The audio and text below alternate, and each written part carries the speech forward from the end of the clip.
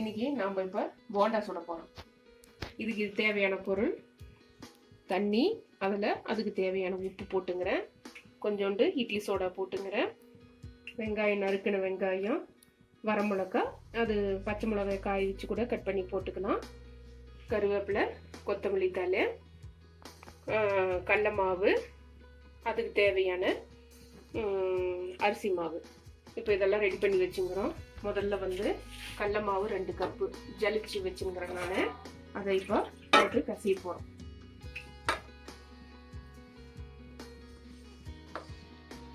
கொஞ்சமாக மாவு நிறுத்தி வச்சுங்கிறேன், அப்புறம் போட்டுக்கலாம்.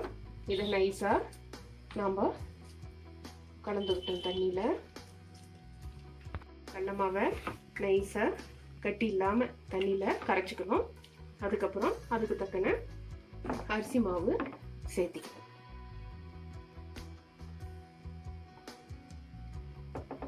கொஞ்சம் நிறுத்தி வச்சுக்கிறேன்.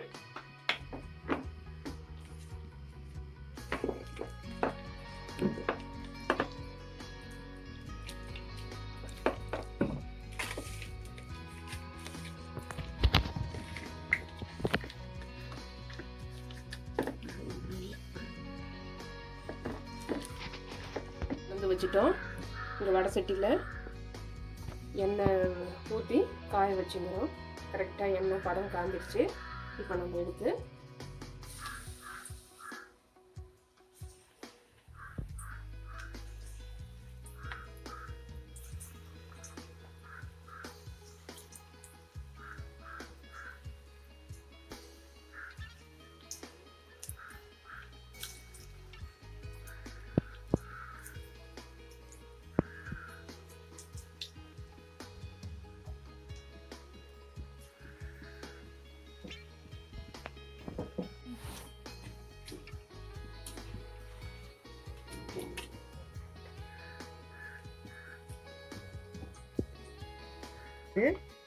காரம் ஐட்டம் பிள்ளைங்களுக்கு ஸ்கூல் விட்டு வந்த பின்னால்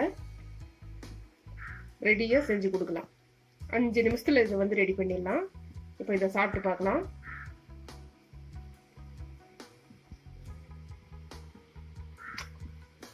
சூப்பராக இருக்குங்க. நல்லா வெங்காயம், கருவேப்பிலை, கொத்தமல்லி தழை எல்லாம் போட்டு வாசமாக இருக்குது, அருமையாக இருக்குது. நீங்களும் செஞ்சு சாப்பிட்டு பாருங்கள்.